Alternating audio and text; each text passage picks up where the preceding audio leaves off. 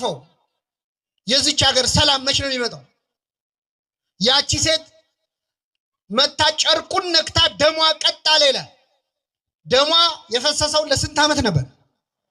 አቤት! የኢትዮጵያ ደም ለስንት ዓመት ፈሰሰ? መች ነው የሚቆመው የኢትዮጵያ ደም? እንደው ከኛ መሃል የጌታን ጨርቅ የሚነካ ሰው ጠፋ?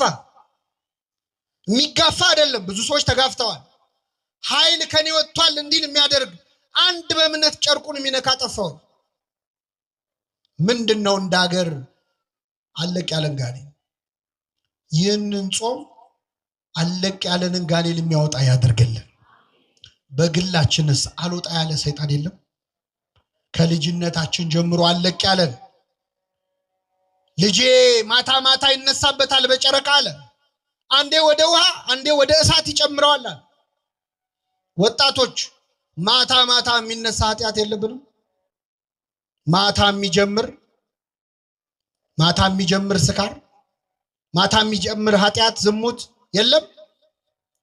አንዴ ወደ ውሃ አንዴ ወደ እሳት ይጨምረዋል አለ። አንዴ ወደ መዝሙር አንዴ ወደ ዘፈን የሚጨምረን የለም? አንዴ መስቀለኛ አጣፍተን ታቦት እናጅባለን። ማታውኑ በጨረቃ ይጥለናል እሳት ውስጥ ኃጢአት ውስጥ። አስቸገር ነው እኮ ለእግዚአብሔር። ለብ አልንበት ወይ አልካድን ወይ አላመንን። በራድ ወይም ትኩስ ብትሆን መልካም ነበር። እንዲያው ለብ ስላልክ ከአፌ ልተፋህ ነው።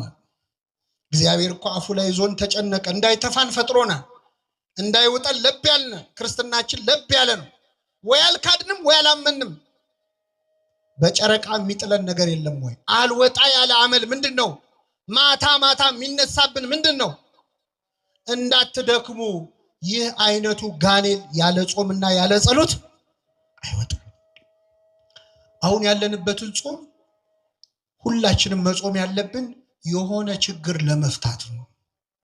አምላካችን ይህንን ታላቅ ጾም ኃይለ አጋንንትን ድል የምንነሳበት ከኛ ሊርቅ ያልቻለው ዝተን አለቀን ያለ ሱስ፣ አለቀን ያለ ኃጢአት፣ አለቀን ያለ ልማድ የምንላቀቅበት ጾም ያድርግልን። የሰማነውን በልቡናችን ያሳድርብን። በስመ አብ ወወልድ ወመንፈስ ቅዱስ አሐዱ አምላክ አሜን። ማቴዎስ ወንጌል ምዕራፍ 4 ከቁጥር 4 ላይ ተጽፎ በሚገኝ ኃይለ ቃል መነሻነት የእግዚአብሔርን ቃል እንማራለን። ከዚያ ወዲያ ኢየሱስ ከዲያብሎስ ይፈተን ዘንድ መንፈስ ወደ ምድረ በዳ ወሰደው። 40 ቀንና 40 ሌሊትም ከጾመ በኋላ ተራበ።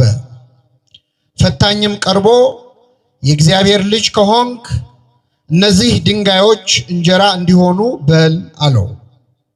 እርሱም መልሶ ሰው ከእግዚአብሔር አፍ በሚወጣ ቃል ሁሉ እንጂ በእንጀራ ብቻ አይኖርም ተብሎ ተጽፏል አለው። ስለ ቃሉ የአምላካችን ስም የተመሰገነ ይሁን።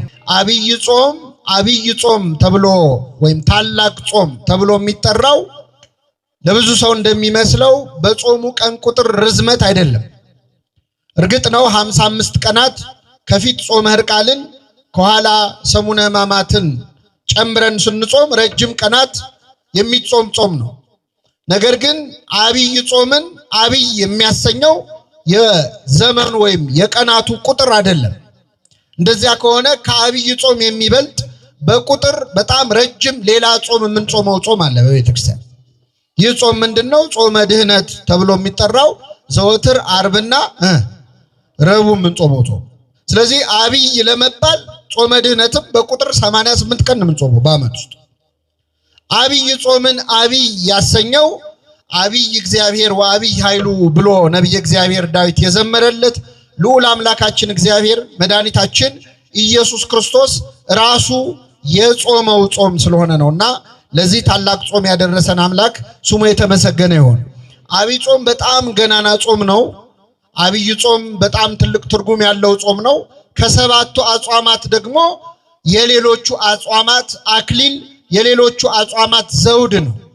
መድኃኒታችን ኢየሱስ ክርስቶስ ራሱ የጾመው ራሱ የጸለየበት ራሱ ዲያብሎስን ድል የነሳበት ጾም ስለሆነ ገና ሲገባ የሚፈጥረው መንፈስ ያስታውቃል አይደለም? አሁን ሰሞኑን ትንሽ አልተረጋጋችሁ? ከኔ ጋር ናችሁ? ምዕመናን ትንሽ ሰላም አላገኘንም? ከተማውም ትንሽ ጸጥ ብሏል።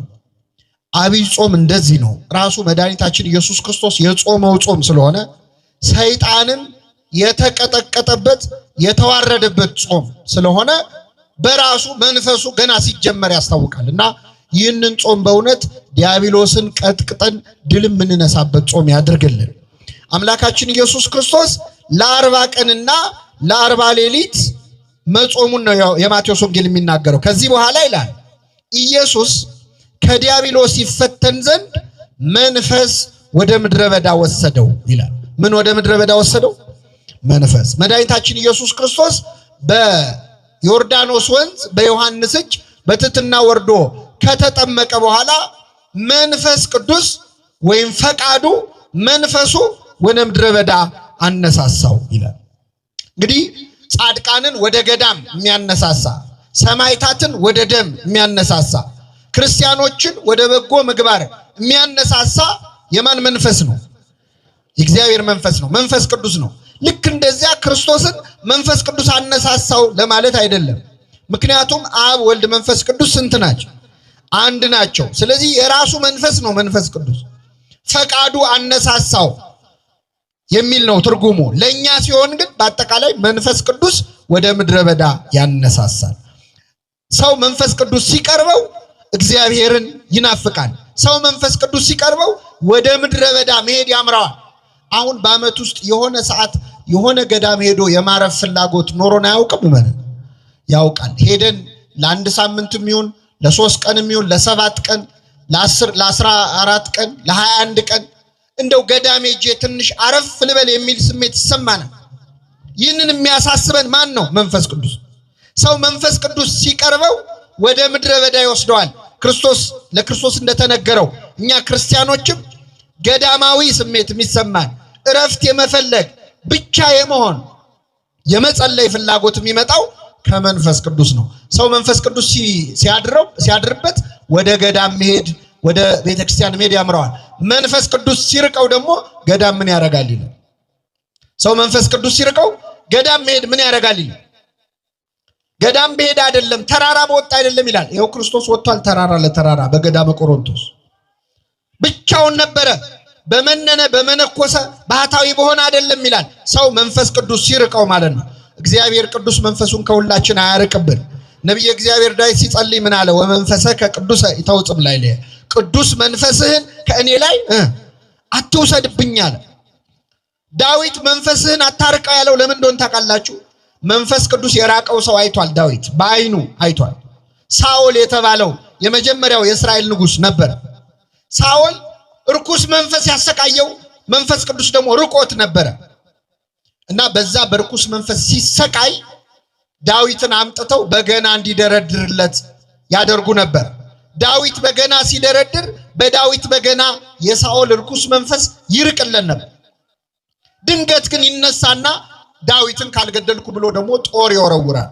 ለተዘመረው መዝሙር ዝማሬ መላእክት ያሰማልን በማለት ፈንታ ጦር ይሰብክ ነበረ። ይህንን ያመጣው ምንድነው? የማን መንፈስ ስለራቀው? የእግዚአብሔር መንፈስ። ሰው መንፈስ ቅዱስ ሲርቀው በገና ሲሰማ ጦር ይሰብክ። ምንድነው አቀዘቀዛችሁት ሞቅ አርጉት እንጂ የሚሉ ሰዎች አሉ። አሁን ይህን ሰሞን በገና ሲከፈት የንስሐ መዝሙር ሲዘመር ሰዓታት ሲቆም መንፈስ ቅዱስ ሲርቅ እንደዛ ነው። የተረጋጋ ነገር አትወድም። ጸጥ ያለ ነገር ይጨንቃል። ጸጥታ ይጮህብሃል። መንፈስ እግዚአብሔር ሲርቅ እንደዚህ ነው። እግዚአብሔር መንፈሱን ከሁላችን አያርቅብን።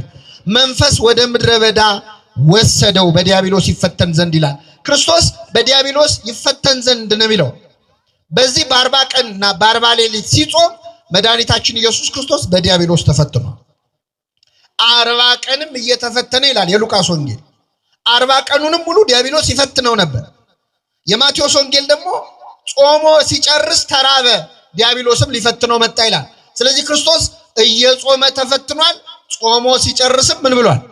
ተፈትኗል። የማርቆስ ወንጌል ደግሞ ምን ይላል መሰላችሁ? 3 ፈተናዎች አቀረበለት፣ ድል ነሳው ይልና ዲያብሎስም ለጊዜው ተወው ይላል። እስኪ በሉ ዲያብሎስም ለምን ተወው? ሰይጣን የሚተወን ለመቼ ነው? ለጊዜው ነው። ጥሎ ሄድ እንዳይመስል አይለቅም። እስካልሞትም ሰይጣን አይተውን። እየጾመ ፈተነው፣ ጾሞ ሲጨርስ ፈተነው፣ ጾሙን ድል አድርጎ ደግሞ ፈተናውን ድል ባደረገ በኋላ ፈተነው። አምላካችን ኢየሱስ ክርስቶስ 40 ቀንና 40 ሌሊት ነው የጾመው። አሁን እኛ 55 ቀን ነው የምንጾመው። አንዳንድ ሰው ለምን 55 ቀን ሆነ? ክርስቶስ የጾመው 40 ቀን ነው፣ እንደሱ ከሆነ ወይ እንደሱ ነው መጾም ያለብን ይላል። የሚያደርገው ይመስል ማለት ነው። እስቲ አሁን እውነት ለመናገር 40 ቀንና 40 ሌሊት ጾሙ ብትባሉ ትችላላችሁ? ትችላላችሁ? 40 ቀን 40 ሌሊት ማለት እኮ እስከ 9 እየጾመ አይደለም ጌታ፣ እስከ 11 እየጾመ አይደለም። 40ውንም ቀን እህልም ውሃም በአፉ ምን አላለ? አልገባም። እንዴት ይቻላል ይሄ? ሰው ያለ ምግብና ያለ ውሃ መቆየት አይችልም። ከቆየ እስከ 20 ቀን እስከ 21 ቀን በጣም ታግሎ ሊቆይ ይችላል። እሱም ውሃ እየወሰደ ውሃ እየጠጣ ዲሃይድሬትድ እንዳይሆን ውሃ ከሰውነቱ አልቆ እንዳይሞት ውሃ እየጠጣ በጣም የመጨረሻ ጣራው እስከ 40 ቀን ያውም ውሃ እየጠጣ ልባሩ ክርስቶስ 40 ቀንና 40 ሌሊት ጾመ። እኛ እንደሱ ልንጾም ይቻለናል? ትችላላችሁ? አንቺን አንድ ልጅ ይገርማቸዋል። መቼስ አዲስ ክርስቲያን ከምን ይበልጣል ነው የሚባለው? ከጳጳስ። አንዳንዴ ክርስትና የተጀመረ ሰሞን በጣም ገድል ያምራቸዋል። ሰሞኑን መጸለይ የጀመረ ሰው ባለ 53ቱን የጸሎት መጽሐፍ ጨርሶ አርጋኖን ደግሞ እንደው በቃ ምንም የጸሎት መጽሐፍ የለም ማለት ነው ይላል። የጀማመረ ሰሞን እና እንደዚህ አይነት እንደው ጀማሪ ክርስቲያን አይነት ነበርና ይሄን መቼስ ሁላችንም በእድሜያችን አድርጎን አይተነዋል። በልበል የሚል ጊዜ አለ። በቃ እስከ 12 ሰዓትም ጾመ። አሁን የታዘዘ ጾም አለ። አብይ ጾም የመጀመሪያውን ሳምንት ምን ጾመው እስከ 11 ሰዓት። ከዛ በኋላ ከሁለተኛው ሳምንት አንስቶ እስከ ኒቆዲሞስ እስከ 9 ሰዓት ነው የምንጾመው። ከዛ የመጨረሻውን እስከ ምሽቱ 1 ሰዓት ነው። እነዚህን የተረፉትን ሰዓታት ቁጭ ብላችሁ ስታሰሏቸው 88 ይሆናል፣ 86። እነዚህ ሰዓታት በበዓለ 50 የማንጾማቸውን ዓርብና ረቡዕ የሚያካክሱ ናቸው። ከዛ ውጭ ግን ከአቅም በላይ መጾም፣ ከአቅም በላይ መብላት ትክክል አይደለም፣ ትክክል አይደለም። እና አንዳንድ ሰው በቃ እንደዚህ የሚችል ይመስለዋል። እና አንድ ልጅ ይገርማቸዋል፣ ገዳም ሄደና ሱባኤ ሊይዝ በዚህ በዐቢይ ጾም ለ40 ቀን ልቆይ ነው አለ። በጣም ጥሩ በዓት ስጡኝ አለ። ተሰጠው። ምግብ ሊያስገቡለት ሲሉ አይኔ አስቤበት ነው የመጣሁት እምጾመው ለ40 ቀንና ለ40 ሌሊት ነው። ኧረ ተው ግድ የለም አትችለውም ማለት አይኔ በደንብ አስቤበታለሁ አለ። በቃ ግድ የለም አበምኔቱ አዩትና ይሁንለት ብለው አትበላውም ግን ለማንኛውም ብለው ሽምብራ አስገቡለት በጆንያ። አይ የዛሬ 40 ቀን ያው ተሸክማችሁ ታወጡታላችሁ ችግር የለም ማለት ገባለት። ከዛ ይገርማችኋል 1-3 ቀን ይሄ ልጅ በርትቶ ሳይበላ ሳይጠጣ 3 ቀን ቆየ። ይሄም ጥሩ ነው፣ ጎበዝ ነው። ከ3 ቀን በኋላ በጣም ራበው፣ አልቻለም፣ እንደምንም ዋለ። ከዛ ማታ ላይ ከበደውና እግዚአብሔር ስንት አምላክ ነው መልሱልኝ። እንደው አንድ አምላክ መሆኑን ለማጠየቅ አንድ ሽምብራ በበላ ችግር አለው? አንድ አምላክ መሆኑን ብሎ አንዲት ሽምብራ ነሳና ቀመሰ። ሲያስበው እግዚአብሔር አንድ ብቻ ነው፣ አንድም። ስለዚህ በስላሴ ስም አለ። በስላሴ ስም ስንት ሽምብራ ማለት? ወንጌላውያን ስንት ናቸው? 4 ወንጌላውያንም ማሰብ አለብኝ አለ። እንደ ዝክር ነው 4 በላ። 5ቱ አዕማደ ምስጢር አለ። ከዛ 7ቱ ሊቃነ መላእክት አለ። ደግሞ ትንሽ ስትበላ ይብስብሃል አይደል? ባሰበት ጀነ ሐዋርያት ስንት ናቸው? ይሄን ለማስታወስ ብሎ 12 ሽምብራ ቆጥሮ በላ። አልበቃውም። ካህናተ ሰማይ አለ። ካህናተ ሰማይ ስንት ናቸው? 24ቱ ካህናተ ሰማይ አለ። አልበቃውም። 36ቱ ቅዱሳት አንስት በቃ መብላት ጀመረ ማለት ነው። በደንብ አረ 99ኙ ነገደ መላእክት መጨረሻ ሲያቅተው ምን አለ? በእልፍ አላፋት መላእክት አለ። ምን አጨናነቀው አይደለ? ምን ልላችሁ ነው? ማር ይስሐቅ የተባለ መጽሐፍ እስመነይነ በጊዜ ጽጋብ ይመስለነ እንዘንክል ጸዊመ ይላል። በጠገብን ጊዜ በሉ እስኪ መጾም የምንችል ይመስለናል። አሁን ዛሬ እራቱን ጥርቅ አድርጎ የበላ ሰው ነገ እስከ ስንት ሰዓት ነው የምትጾመው ብትሉት ወይ ነገ አልበላም ይላል። ስትጠግብ የሚርባ አይመስልም። ይሄ በነገራችን ላይ በምግብ ብቻ አይደለም፣ ሹመትም ስልጣንም ያልተሾመ ሰው የተሾመን ሰው ሲያይ አቤት እኔ በዛ ቦታ ብሆን ኖሮ ስንት ነገር አስተካክል ነበር ይላል። ገንዘብ የሌለው ሰው ድሃ የሆነ ሰው ገንዘብ ያለውን ሰው ሲያይ አቤት እግዚአብሔር እንደው ገንዘብ ለማይሆን ሰው ነው የሚሰጠው፣ ለኔ ቢሰጠኝ ስንት ችግር ፈታበት ነበር፣ ስንት ድሃ ረዳ ነበር ይላል። በተራብክ ጊዜ መጾም የምትችል ይመስልሃል የተባለው ይላል። ያልተሾመ አቤት አሁን የኢትዮጵያ እግር ኳስ እውነት ለመናገር እንደ ተመልካቹ ቢሆን ኖሮ ከዓለም አንደኛ መሆን አልነበረብንም? እንደ ተመልካቹ ቢሆን ኖሮ እንደ አስተያየት እንደምንሰጠው ቢሆን ኖሮ ግን ኋላ ቀረ ይመስለናል። እዛ ቦታ ላይ ከበሮ በሰዎች ሲያዩት ያምራል፣ ሲይዙት ምን ይላል? ያደናግር። ስለዚህ 40 ቀን 40 ሌሊት መጾም ከባድ ነው። ክርስቶስ 40 ቀን 40 ሌሊት ነው የጾመው። ከሱ ቀድሞ የጾሙ አሉ ወይ? አዎ አሉ። ማ? ሙሴና ኤልያስ። ሙሴ 40 ቀን 40 ሌሊት ጾሟል። ክርስቶስስ አምላክነት አለው። ፍጹም ሰው ፍጹም አምላክ ሆኖ ነው። ሙሴ እንዴት ችሎ ጾመ? ኤልያስስ እንዴት ችሎ ጾመ ካላችሁ በጣም ይገርማል። ሙሴ 40 ቀን 40 ሌሊት የጾመው እግዚአብሔር ከእርሱ ጋር ስለነበር ነው። ከእርሱ ጋር ማን ስለነበር? እግዚአብሔር። 40 ቀን 40 ሌሊት ቁጭ ብሎ እንዳይመስላችሁ በሰባቱ መንጦላይት በሰባቱ የእሳት መጋረጃዎች መሃል እያለፈ በሞትና በሕይወት መካከል ሆኖ በተመስጦ ፍጹም ከእግዚአብሔር ጋር ተሳስሮ ነበር። የቴዎሎጂ ሰዎች ፈንዳሜንታል አታችመንት ይሉታል ወይ ስቲሪዮሲስ የሚባል ሰው ከእግዚአብሔር ጋር ፍጹም ተመስጦ ውስጥ ሲሆን ምግብ አይታወሰው። ስጋው የሙት ያህል ትሆናለች፣ ነፍሱ ብቻ ነው አክቲቭ የምትሆን። ስለዚህ ሙሴ አይታወቀውም ነበር። በሰባቱ የብርሃን መጋረጃዎች ውስጥ እያለፈ እግዚአብሔርን ያነጋግር ነበረ። 40 ቀን ሙሉ ቆየ። ሲመለስ ፊቱ እንደ ፀሐይ ያበራ ነበር። በረከቱን ያሳድርብን። ኤልያስ ደግሞ 40 ቀን 40 ሌሊት ጾመ። ኤልያስ እስካላችሁ ጥርግ አርጎ በልቶ ነው። ኤልያስ ደግሞ ጥርግ አርጎ በልቶ ነው። አንደኛ ነገሥት ምዕራፍ 17 ላይ ኤልያስ ከዛፍ ስር ቁጭ ብሎ ተክዞ እያለ የእግዚአብሔር መልአክ ተገለጠለት። ሊቀ መላእክት ቅዱስ ፋኑኤል ነው የተገለጠለት ይላሉ ሊቃውንት ሲተረጉሙ። እመቤታችንን የመገበው መልአክ ማለት ነው። ፋኑኤል ተገለጠለትና ከእንቅልፉ ቀሰቀሰው። ሲቀሰቅሰው ነቃ። ሲነቃ ከፊቱ ገበታ አለ፣ የሚጠጣ ወይን አለ። የምትሄድበት መንገድ ሩቅ ነውና ተነስተህ ብላ አለው ይላል። እሺ አለ። ጥቂት በላ፣ ጥቂት ተጎነጨ። መልሶ እንቅልፍ አሸነፈው፣ ተኛ። መልአኩ ቀሰቀሰው። የምትሄድበት መንገድ ሩቅ ነውና ተነስተህ ብላ አለው።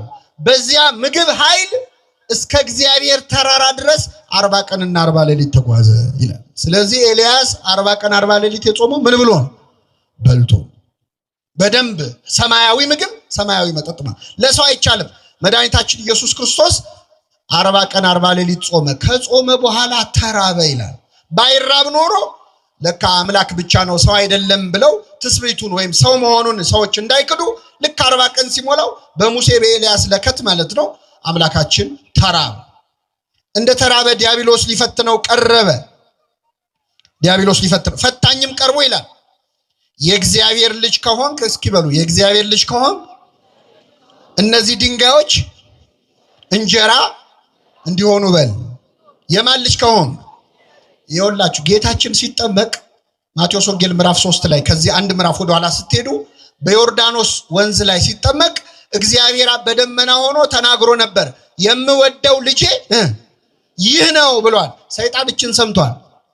ስለዚህ ክርስቶስ አምላክ መሆኑን ገና አላወቀም። መስቀል ላይ ነው የሚያውቀው። ሰይጣን በትክክል አምላክነቱን አያውቅም። ግን የእግዚአብሔር ልጅ የምትል ሲሰማ የሰው ልጅ ሰው ነው፣ የእንስሳም ልጅ እንስሳ ነው፣ የእግዚአብሔር ልጅ እግዚአብሔር ነው። የባህሪ ልጅ ሊሆን ይችላል ወይስ የጸጋ ልጅ ነው እንደ እስራኤላዊነቱ ብሎ ግራ ገባው። ስለዚህ የእግዚአብሔር ልጅ ከሆንክ ካለ በጥርጣሬ የእግዚአብሔር ልጅ ከሆንክ እነዚህን ድንጋዮች ዳቦ እንዲሆኑ በል አለ። በነገራችን ላይ ሰይጣን ንቀት ነው መሰለኝ ሲፈትነን ዛሬም ድረስ ብዙ ስልት አይቀይርም። ይገርማችሁ። እስኪ በሉ የእግዚአብሔር ልጅ ከሆንክ እነዚህን ድንጋዮች ምን አድርግ? እንጀራ አድርግ፣ ዳቦ አድርግ። አሁን ዛሬም እንደዚህ አይነት ፈተና ይፈትነናል እኮ ሰይጣን። አንቺ የእግዚአብሔር ልጅ ሆነሽ ለምን እንደምትቸገሪ? የእግዚአብሔር ልጅ ሆነ ለምን ይርባሃል? ክርስቲያን አይደለህ? በ40 በ80 ቀን ልጅነት አግኝተህ የለ? የእግዚአብሔር ልጅ ከሆንክ ለምን ትራባለህ? ቤተክርስቲያን ስትመላለስ አይደል እንደምትውለው? ምን ነው ስራ የሚበላሽብህ? ልጁ ባትሆን ነው ማለት ነው ይላል ሰይጣን።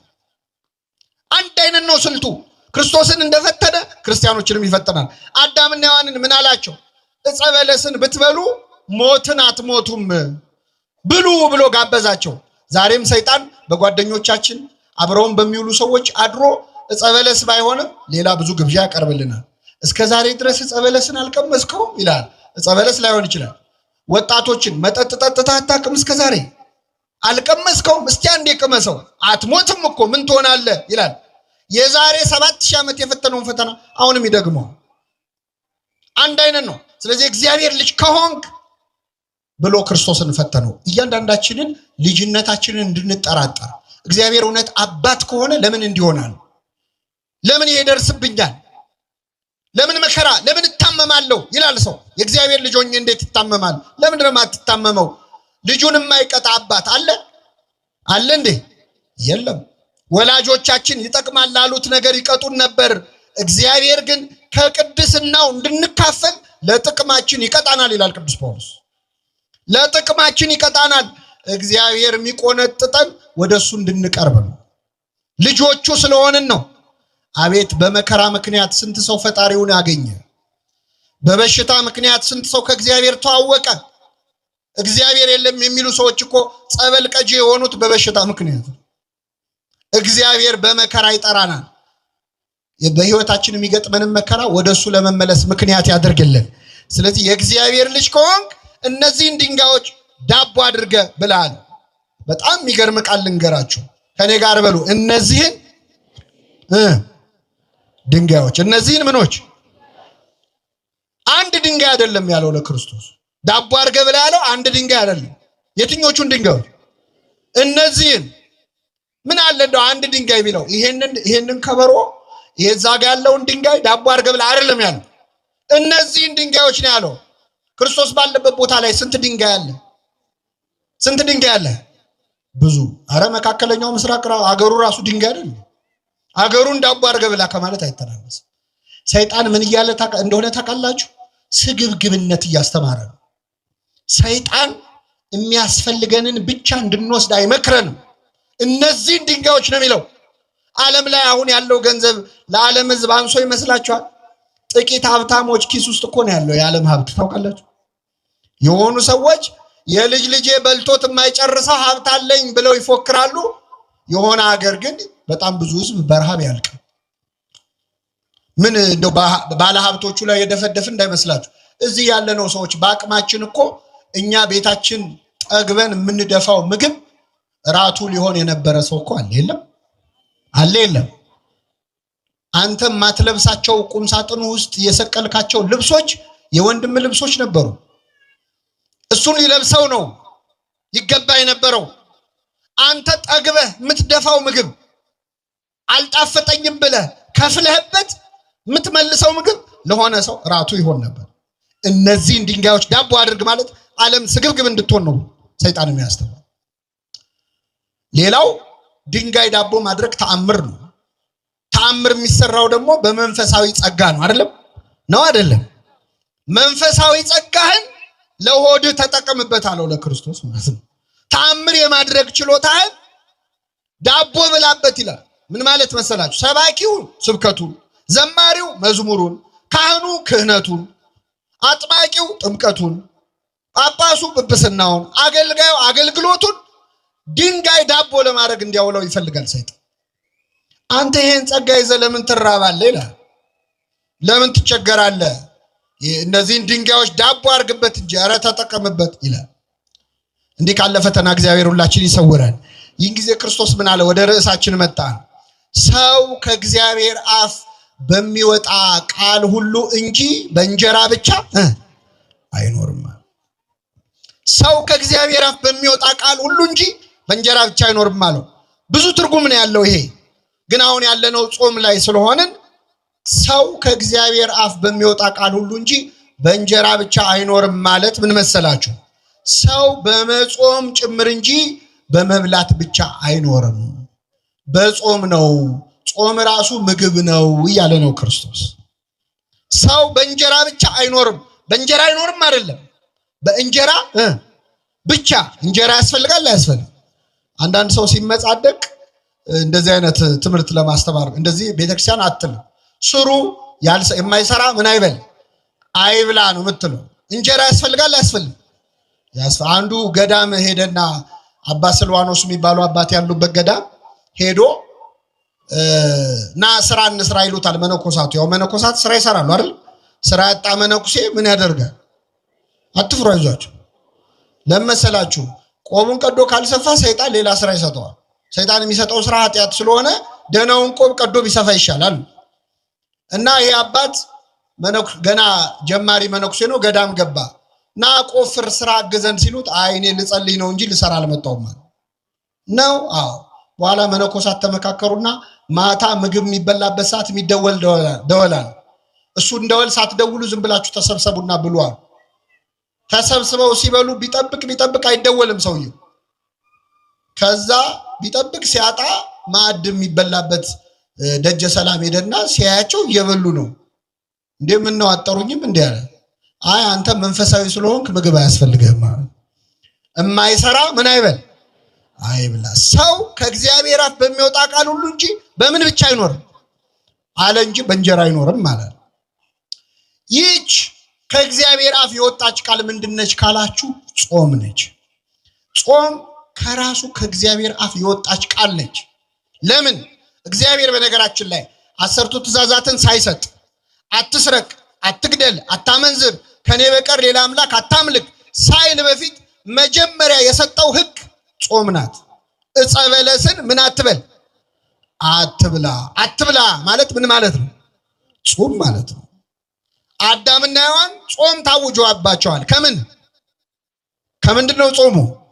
ከዕፀ በለስ እስከ 9 ሰዓት ነው አይደል? እስከ ዕድሜ ልክ ዕፀ በለስን አትብሉ ተብሎ።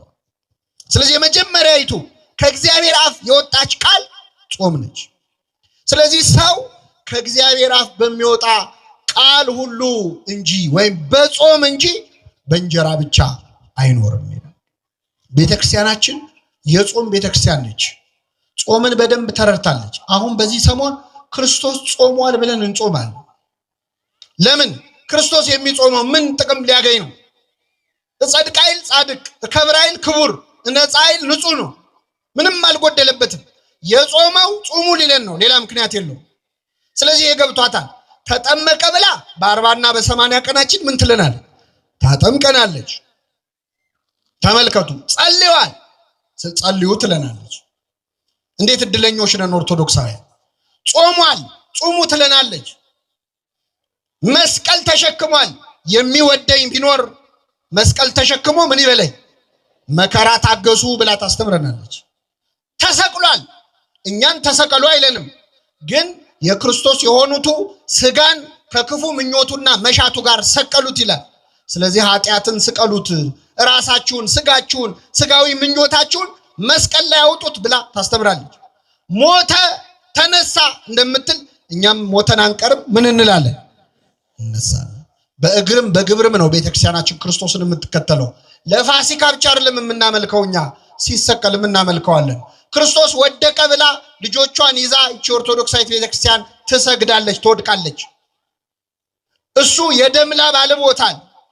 ቤተክርስቲያን ልጆቿን ላብ እስኪወጣቸው እየሰገዱ እንደወደቀ እየወደቁ እንደተነሳ እየተነሱ ክርስቶስን እንዲመስሉ ታስተምራለች። ክርስቶስ መናኝ ነበር። ምድር ላይ ሀብት አልነበረው። መናኞች አሏት፣ በዱር በገደል የሚቀበዘበዙ የሚንከራተቱ ባህታውያን አሏት፣ መነኮሳት አሏት። ክርስቶስ ሙሽራ ነው። ቤተክርስቲያን ሙሽራይቱ ነች፣ እሱ ሙሽራ ነው። ስለዚህ በተክሊል በቁርባን የሚጋቡ ሙሽሮች አሏት፣ ክርስቶስን የሚመስሉ። በሁሉ ነገር ክርስቶስን መምሰል የቤተክርስቲያን ዓላማ ነው። አሁን ሰሞኑን እንጾማለን። እሱ ስለ ጾም ነው እንጾም። በጣም የሚገርመው ሁሉም ባይሆኑ አንዳንድ ጎረቤቶቻችን ጌታ ጾሞልናል ስለዚህ እኛ አንጾምም ይላል። ጌታ የጾመው እኛ እንዳንጾም ነው የሚለው። ተስማማላችሁ ምዕመናን? ጌታ ጾሞልናል የሚሉ ሰዎች ምን ጠይቃቸው ምንድነው? ጌታ ምድር ላይ ያለ ምግብ በልቷል አልበላም? አልበላም። ውሃ አስጠጥቷል አልጠጣም? እንቅልፍስ ተኝቷል አልተኛ? ስለዚህ ጌታ ጾሞልናል ብለው የማይጾሙ ሰዎች ጌታ እንቅልፍ ተኝቶልናል ብለው ማቆም አለባቸው። እንቅልፍ ለምን ይተኛሉ? ጌታ ተኝቶልናል። ምግብ ለምን ይበላሉ? ጌታ ምን ብሎልናል? በልቶል እንዴ መርጦ ነው እንዴ ከመሃል ጾሟን ብቻ ነው እንዴ ጾሞልናል የሚባለው? ብዙ ነገር አድርጎልናል እኮ አራያ ሊሆነን ምሳሌ ሊሆነን። ክርስቶስ በነገራችን ላይ ጾም ያስፈልጋል አያስፈልግም የሚለውን ጥያቄ አልመለሰውም፣ ዘለለው። ምን እንዳለ ታውቃላችሁ? ማቴዎስ ወንጌል ምዕራፍ 6 ላይ ጾም ያስፈልጋል ወይስ አያስፈልግም የሚለውን ጥያቄ ዘለለውና ስትጾሙ አለ። ምን ስትሉ? ያው መጾማችሁማ የታወቀ ነው። ክርስቲያን ከሆናችሁማ ምን ትላላችሁ? ስለዚህ ስትጾሙ እንደ ግብዞች አትኑ አለ። መጾም ጥያቄ ውስጥ አይገባም። ራሱ ጾም ያስፈልጋል አያስፈልግም የሰይጣን ጥያቄ ነው። ክርስቶስ ዘለለውና ስትጾሙ ብሎ አፈጻጸሙ ላይ ነው ማብራሪያ የሰጠው እንጂ መጾምማ የማይቀር። የኛ ቤተክርስቲያን መንፈሳዊት ክርስቶሳዊት ቤተክርስቲያን ስለሆነች ሰበብ እየፈለገች ነው የምትጾም። ሰበብ እየፈለገች አሁን ጌታ ጾመ ብላ ታጾመናለች። ትንሽ አረፍ ታረገና ደግሞ ሐዋርያት ጾመዋል ብላ ታጾመናለች። ትንሽ አረፍ አርጋ ደግሞ ፍልሰታ ታጾመናለች። ልክ እንዴት ነው ወላጆች ታውቃላችሁ ምግብ ሲያጎርሱ እቺን ጉረስና የመጨረሻ በቃ ከዚህ በኋላ አትጎርስም የሚሉት ነገር አለ። ቤተክርስቲያን ጾምን እንደ ምግብ ነው የምትሰጠን። አንዴ ተፈታ አንዴ ተያዘ እያለች እያረሳሳች ማለት። እቺ አጭር ነች፣ በቃ 3 ቀን ነው አይዞ ነነዌ ነው እቺን ብቻ ቀመስና ከዚህ በኋላ አትጾምም ትላለች። ወይ 3 ቀን ነው ብለህ ትጾማለህ። 9 ቀን 10 ቀን ካረፍክ በኋላ ደግሞ አብይ ጾም ብላ ትመጣብሃለች የመጨረሻ እያለች ማለት። የዚች ቤተክርስቲያን ልጆች ስላረገን ስሙ የተመሰገነ ነው። ለመብላት አይደለም ሰበብ የምትፈልገው ለመጾም ነው ቤተክርስቲያን። በጣም የሚገርም ነገር ልንገራችሁ። አንድ ሰው በበሽታ በጽኑ በሽታ ቢታመም በህመሙ ምክንያት መጾም ካልቻለ እንዳይጾም ይፈቀዳል አይደል? እንዲበላ። የሚገርመው ግን በሥርዓተ ቤተክርስቲያን ያ ሰው ከዛ በሽታ እንደማይድን እርግጥ ከሆነና የሚሞት ከሆነ ቤተክርስቲያን በቀረው ዕድሜ እንዲጾም ነው የምታረው። እንዲጾም እስኪሞት ይብላ ሳይሆን እስኪሞት ምን ይበል ይጾም። ጥቅሙ ስለገባት ነው። ጾም የዋዛ ነገር እንዳይመስላችሁ። ጾምን ማሪሳቅ ምን ይላታል? እማ ለጸሎት የጸሎት እናት ናት ጾም። የማይጸልይ ሰው ጸሎት የሚጀምረው ሰሞኑን ነው። ቤተክርስቲያን የማይሄዱ ሰዎች ብዙ ጊዜ ቤተክርስቲያን የሚሄዱት መቼ ነው? በጾም ወቅት ነው። እማ ለጸሎት የጸሎት እናት ነች ጾም። ወእህታ ለአርምሞ ለዝምታ ደግሞ እህት ነች። ሌላ ቀን አፉ የማይዘጋ ሰው እኮ በጾም ወቅት ዝም ይላል፣ ሲርበው ጸጥ ይላል። አንደበት ይዘጋል ጾም። ወእህታ ለአርምሞ ወነቃ ለአንብ የእንባ ምንጭ ነች ጾም። ሌላ ቀን ስትዘምር የማይመጣ እንባ፣ ሌላ ቀን ስትጸልይ የማይመጣ እንባ ሰሞኑን ልውጣ እያለ ያስቸግራል። እንባ ታፈልቃለች ጾም። ወጥንተ ኩሉ ገድል ሰናይት የመልካም ስራ ሁሉ ምንጭ ነች፣ መጀመሪያ ነች። የኃጢአት ፍትወትን ደግሞ ጸጥ ታረጋለች። ወታጸምም ኩሎ ፍትወታ ተዘስጋ የስጋን ምኞት ሁሉ ጸጥ ታረጋለች ጾም። በአንድ ሀገር የተፈጸመ ታሪክ ልንገራችሁ። አንዲት ሴት ባል ታገባለች እና ባሏ መርከበኛ ደግሞ ስራው ልክ እንደ አውሮፕላን ፓይለት ደርሶ መመለስ በ2 በ3 ቀን አይችልም። ስለዚህ ሄድና 6 ወር ቆይቶ ይመለሳል። አመት ቆይቶ ይመለሳል። እና እቺ ሴት እንደዚህ ስትኖር ከቆየች በኋላ ባሏ ወደ ሩቅ ሀገር ሄዳል። ለአመት ማለት ሲሄድ የባሏ የቅርብ ጓደኛ የሆነ የባሏ ሚዜ የሆነ ሰው ደግሞ አብሯት እዛ ከተማ ላይ ይኖራል እና ይቀራረባል። በኋላ እቺ ሴት በዝሙት መፈተን ትጀምራለች። ባሏ በመራቁ እሷም ደግሞ ልቧን ከፍታ ነበር። ሰይጣን ደግሞ አባባሰባት። ስለዚህ ይህንን የባሏን ጓደኛ ትመኘው ጀመር። ከዛ መጨረሻ ላይ በሁኔታዎች ብታሳየው ምን ብትለው እሱ በጣም ከሷ የበረታ መንፈሳዊ ሕይወት ስለነበረው አልተቀበላትም። መጨረሻ ላይ አፍ አውጥታ እባክህን ፈቃዴን ፈጽምልኝ፣ እኔ በዚህ መንገድ አስብሃለሁ ብላ ለዝሙት ትጠይቀዋለች። ስትጠይቀው ይህ ሰው ያዝናል። ጓደኛው ነው። እሱ ደግሞ የበረታ መንፈሳዊ ሕይወት ነበረው። እንደዛ ባይሆን ኖሮ እንኳን እንዲህ ተብሎ የፈለገውን ያደርግ ነበር። ከዛ ምን አላት? ችግር የለውም ከአንቺ ጋር ያልሽውን እንፈጽማለን፣ ግን አንድ የሚከለክለኝ ነገር አለ። እሱም እንደ ባሏ መርከበኛ ነው እና በመርከብ ጉዞ ሲሄድ የሆነ ጊዜ ማዕበል ተነሳ እና በዚያ ማዕበል ምክንያት ልሞት ስል ስለተሳለ እና ይህ ስለት ምንድነው? ከዚህ አደጋ ካተረፍከኝ ለ21 ቀን እጾማለሁ እስከ ምሽቱ 12 ሰዓት ድረስ እጾማለሁ ብዬ ለአንድ ወር ይቅርታ እጾማለሁ ብዬ ተስዬ ነበር። እና አሁን በአጋጣሚ ጾም ስለወጣ የራሴን ጾም ስለሆነ መጾም ያለብኝ አሁን ፍስግ ነው እንደምታየው። ቀጣዮቹን 1 ወራት እጾማለሁኝ እና ከአንቺ ጋር በጾም ወቅት ይህን ማድረግ ስለማልችል ከፈለግሽ አብረን ይህን እንድንፈጽም ወሩን ለሁለት እንካፈለውና 15ቱን ቀን አንቺ ጾሚ 15ቱን ቀን እኔ ጾማለሁ አላት። እሺ አለች። ምን ያለ ሰይጣን ምን ሳይል አይለቅም ይባላል አይደል? እሺ ብላ እስከ ምሽቱ 12 ሰዓት መጾም ጀመረች። ሳምንት እያለ 10 ቀን እያለ ቀኑ እየቀረበ ሲመጣ መጨረሻ ላይ 15 ቀን ሲሞላው ይቺ ሴት ቤቱ መታ እግሩ ስር ወድቃ ይቅር በለኝ ሐሳቤን ቀይሬያለሁ አለች። ሐሳቧን ያስቀየራ ምንድነው? ጾም ነው። ወታጸምም ኩሎ ፍትወታተ ዘሥጋ የስጋን ምኞት ጸጥ ታደርጋለች። አሁን ሰሞኑን ሰይጣን መድረሻ አጥቷል። በነገራችን ጨንቆታል። በአብይ ጾም እኔ ቫኬሽን የሚወጣ ይመስለኛል። ግምት ነው ደግሞ እንዲህ ያለ እንዳትሉ። ለምን ከሚጾም ሰው አፍ እሳት ይተፋል። ሰይጣን አሁን ይሄን ሰሞን ጨንቆታል። ሌላ ቀን የማይጾመው ሰው ራሱ ይጾምበታል። ሌላ ቀን የማይጸልየው ሰው አባታችን ነው ይላል። ጨንቆታል ሰይጣን። አብይ ጾም መድረሻ ነው የሚያጣ። ችግሩ ሲፈታ አብረን እንፈታለን። ችግሩ እሱ ነው። እግዚአብሔር ሲፈታ አብሮ ከመፈታት ይሰውራል። ግን እቺን ሰሞን መድረሻ ያጣል። ኃይል የምናገኝበት ወቅት ነው ጾም፣ አብይ ጾም። በተለይ ደግሞ ለምክንያት ከጾማችሁ በተለይ እግዚአብሔር ከመጾማችን በላይ የጾምንበት ምክንያት ነው የበለጠ ደስ የሚለው።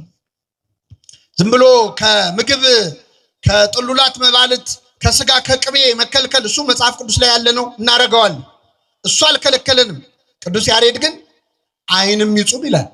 ምን ይጾም? አሁን ሰሞኑን ሆዳችን ይጾማል፣ ዓይናችን ይጾማል። እስቲ ስልካችን ለምን አያርፍም? ሰሞኑን ስልካችን ለምን አያርፍም? በአውራ ጣታችን ስንጠነቁለው የምናመሸው ስልክ እሱም ይረፍ፣ እኛም እንረፍ። እስቲ ባትሪውም ትንሽ ሴቨር። ዓይን ይጾም። እማናየው ነገር አለ እንዴ? እንመርጣለን እንዴ? ዘንድሮ እድሜ የሚል አለ እንዴ? ዘንድሮ የምናየውን እንኳን መርጥ። ሁሉ ነገር ደግሞ ገበያ ላይ ነው። ዓይን ይጾም ክፉ ከማየት አለ። ጆሮም ደግሞ ይጾም። ድፈኑት፣ በጥጥ አይደለም። የምትመርጡትን ስሙ። እስቲ ዓይናችሁ መጽሐፍ ቅዱስ ያንብብችን ስሙ። እስቲ ቅዱሳት ስዕላትን ይመልከት። መንፈሳዊ ፊልም ተመልከቱበት። ቴሌቪዥኑ ማረፍ ይበል። ስብከት ስሙበት። እንጹም በዓይናችን በጆሮአችን። መዝሙር እንስማ እስቲ። ዘፈን የለመደ ጆሮአችን እስቲ ትንሽ ይቀደስ፣ ይፈወስ። እያንዳንዱ ሰውነት ይጹም። እንዲህ ሲሆን እግዚአብሔር ደስ ይለዋል። አለዚያ ግን ምን አይነት ጾም ነው የጾማችሁት ይላል እኮ ትንቢተ ኢሳይያስ ምዕራፍ 58 ላይ። እንዴት አይነት ጾም ነው የጾማችሁት? ለካ ጾሞም እግዚአብሔር ማሳዘናል። ከዚህ ይሰውረን። ምን አይነት ጾም ነው የጾማችሁት ይላል እግዚአብሔር። ምን አይነት ስብከት ነው የሰበካችሁት? ምን አይነት ቅዳሴ ነው የቀደሳችሁት? ምን አይነት አገልግሎት ነው ይላል ለካ እግዚአብሔር። እንደዚህ ከመባል ይሰውረን። ለምንድን ነው መጾም ያለብን? ይህንን ነግሬያችሁ አበቃለሁ። ክርስቶስ ለምን መጾም እንዳለበት ሲናገር ስለ ጽድቅ የሚራቡና የሚጠሙ ብፁዓን ናቸው። ስለምን? ስለ ጽድቅ። እለ ይርህቡ ወይጸሙ በእንተ ጽድቅ፣ በእንተ ጽድቅ፣ ስለ ጽድቅ ብለው። ብዙ የጾም ምክንያት አለ። ሰው ለምን ይጾማል? አንዳንድ ሰው ለሌላ ሰው ለመታየት ብሎ ይጾማል ይላል ክርስቶስ። እንደ ግብዞች አትጾሙ፣ በሰው ሊታዩ ይጾማሉ አለ። አብረዋችሁ የሚሰሩ ሰዎች ሲጾሙ ስታዩ አቤት ያሳፍራል፣ እኔ ከመሃል ተለይቼ መብላት የለብኝም ብሎ ሰው እንዲያየው ይጾማል። ለታይታም ይጾማሉ። በጣም እየጾሙ ግን ሰው ካላየ ቅርም ይላቸው። ካላወሩ በሽምብራ ሊጾሙ ይችላሉ ሰዎች። እንደው በቃ ይችን አብይ ጾም ቆሎ እየበሉ እየጾሙ ግን ሰው እንዲሰማ ይፈልጋል። በቀጥታ በሽምብራ ጾማሉ አይሉም። በተዘዋዋሪ ነግሯል። አንተ ሽምብራ ተወዶ ይለ እንደ ይላሉ። በቀደም ለዚህ ለጾም ብዬ ስገዛ ይሏል።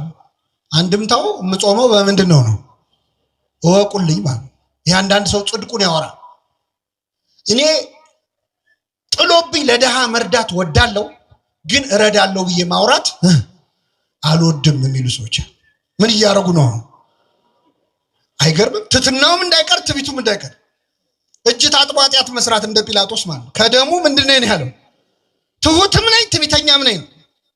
እና ጾም ለታይታ ሲጾም ደስ አይለውም እግዚአብሔር። እንደ ግብዞች አትጾሙ፣ ለሰው ልትታዩ አትጾሙ አለ እግዚአብሔር። እንዲያች ይሄ አዋጅ ጾም ነው። አሁን አብይ ጾም ሰው እንዳያየኝ ብላ እያልኩ አይደለም እኮ እውነት ነው ብሎ ሄዶም ይበላል። አሁን ይሄን ይዞ አይደለም።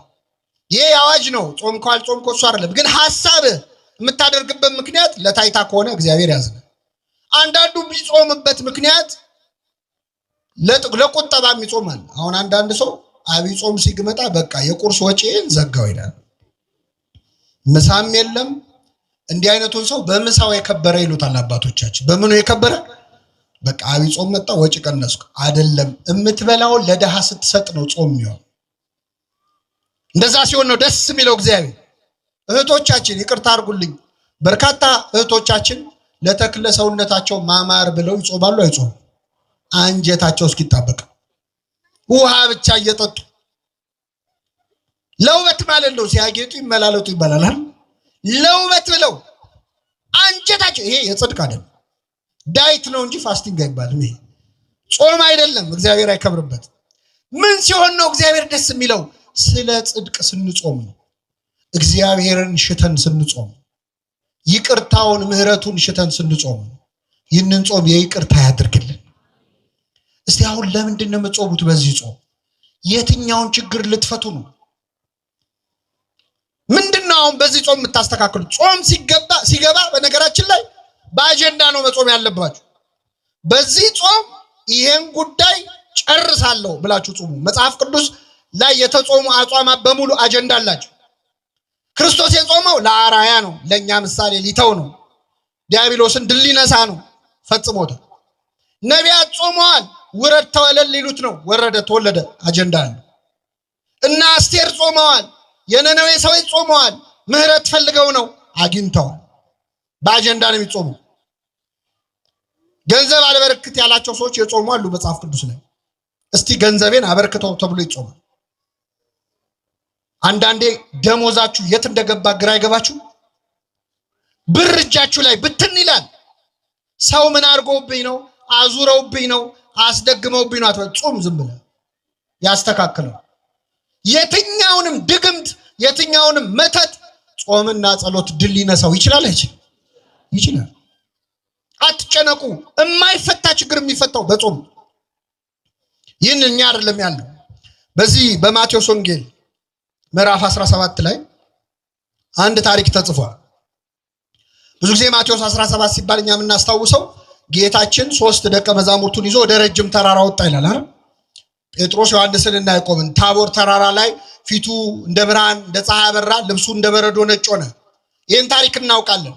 ጌታ ወደ ተራራው የወጣው 3 ሐዋርያት ይዞ ነው። 3 ሐዋርያት ሲወጡ ስንት ይቀራሉ? 9 ይቀራሉ። 9 ደቀ መዛሙርት ከተራራው ስር ነበሩ። አንድ ችግር ገጥሟቸው ጭንቀት ላይ ነበሩ። ይገርማቸዋል። እዛ ብርሃን እየበራ ነው፣ እነሱ እዚህ ጨልሞባቸው። ምን መሰላችሁ? አንድ ሰውዬ ጋኔን የተያዘ ልጁን ይዞ ወደ ክርስቶስ መጣ እንዲፈወስለት። ይዞት መጣ። ጌታ 3ቱን ደቀ መዛሙርት ይዞ ተራራው ጫፍ ላይ ነው ያሉት ደቀ መዛሙርት ስንት ናቸው? ደቀ መዛሙርቱ ደግሞ አጋንንት የማውጣት ስልጣን አላቸው። ሄደው አጋንንት ስለ ስም ተገዙልን ብለው መጥተው ለክርስቶስ ሁሉ ነግረውታል። አጋንንት ስለተገዙላችሁ ደስ አይበላችሁ፣ ስማችሁ በሰማያት ስለተጻፈ ደስ ይበላችሁ ሁሉ ብሏቸው። ስለዚህ አጋንንት ያወጣሉ። ስለዚህ ጌታ ባይኖርም ተማሪዎቹ ደቀ መዛሙርቱ ያወጡልኛል ብሎ ይህ ሰውዬ አመጣውና ያንን ልጅ እባካችሁ ይህንን ርኩስ መንፈስ አስወጡልኝ፣ ልጄ በጨረቃ ይጥለዋል አለ። በምን ይጥለዋል? ማታ ማታ ሲመሽ እያነሳ ይጥለዋል። አንዴ ወደ እሳት አንዴ ወደ ውሃ እያነሳ ያፈርጠዋል። አብሮት ያደገ ጋኔል ነው አለ። አብሮት ነው ያደገው ከህፃንነቱ ጀምሮ እስካሁን ያሰቃየው እና እባካችሁ ይህንን ጋኔል ገስጻችሁ አስወጡልኛል። ይገርማችኋል። ይህ ጋኔን ዘጠኙ ደቀ መዛሙርት ቢሉት ቢሰሩት አልወጣም። ስንት ሆነው? መልሱልኝ። ደግሞ ምን አይነት ክፉ ጋኔን እንደሆነ ልንገራችሁ። ማለት የጋኔን ጥሩ የለውም፣ ግን ይሄ ክፉነቱ አይሰማም፣ አይናገርም። ምን አይልም። የት ነው ያዝከው ስትለው አይሰማም። መች ነው የምትወጣው ስትል አይመልስም። ደንቆሮም ነው፣ ዲዳም ነው።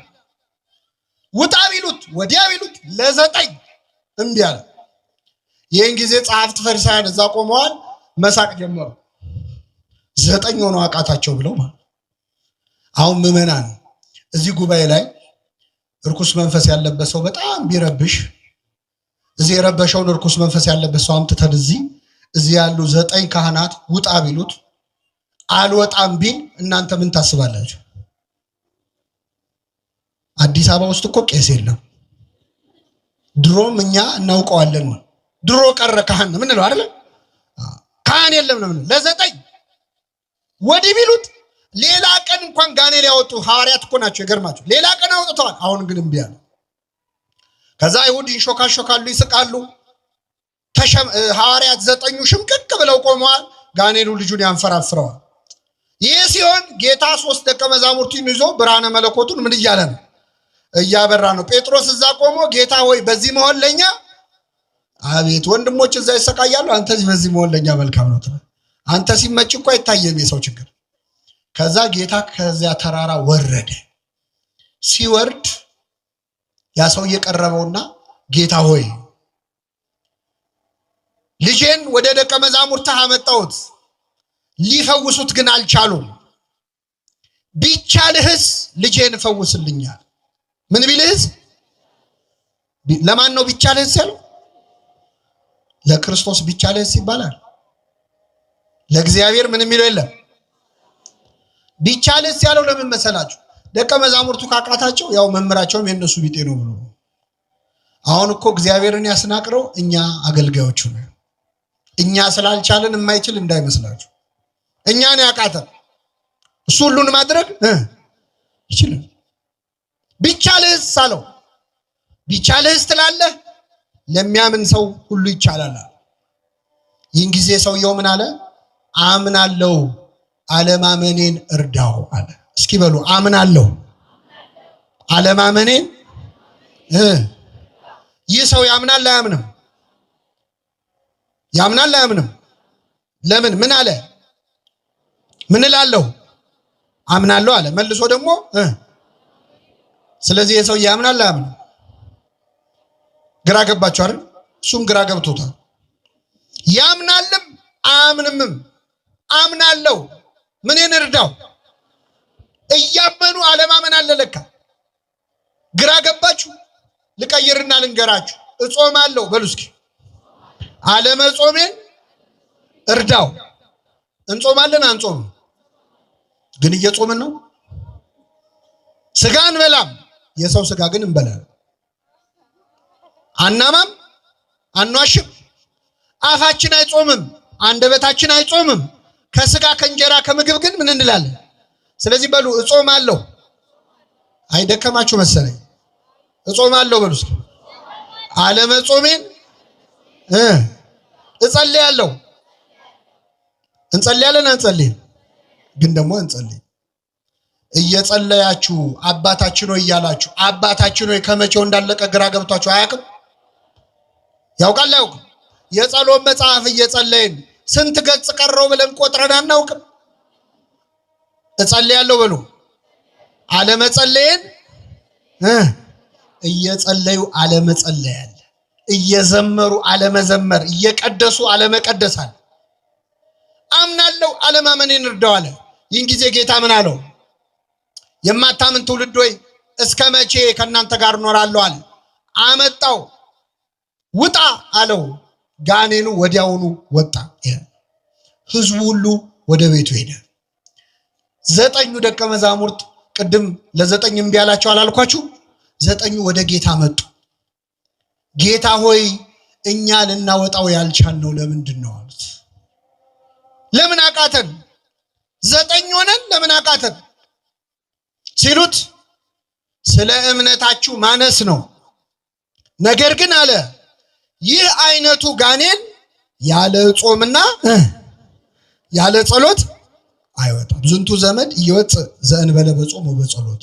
ይህ አይነቱ የጋኔን ወገን እንግዲህ አጋንንቱ ሁሉ እኩል አይደሉም። ከዋነኞቹ አለቆች የወደቁ አሉ፣ ሳጥናኤልን የመሰሉ ደግሞ ከታች የወደቀ ተራ መልአክ አለ። እንዲህ አይነቱ ወገን እንዲህ አይነቱ ነገድ ያለ ጾም እና ያለ ጸሎት አይወጣም ማለት። ከኔ ጋር ናችሁ ምዕመናን? አሁን እኛ እዚህ ይህንን ትምህርት የምትሰሙ ምዕመናን አልወጣ ያለ ጋኔን የለብን። አንዴ ወደ ውሃ ይጨምረዋል ተብሏል። ሀገራችን ኢትዮጵያ አንዴ ወደ ሰላም አንዴ ወደ ጦርነት የሚጨምር ጋኔን የለበት አለበት። አንድ ሰሞን እፍ ብለን በፍቅር እንላለን፣ ጥቂት ቆይተን እንጋደላለን።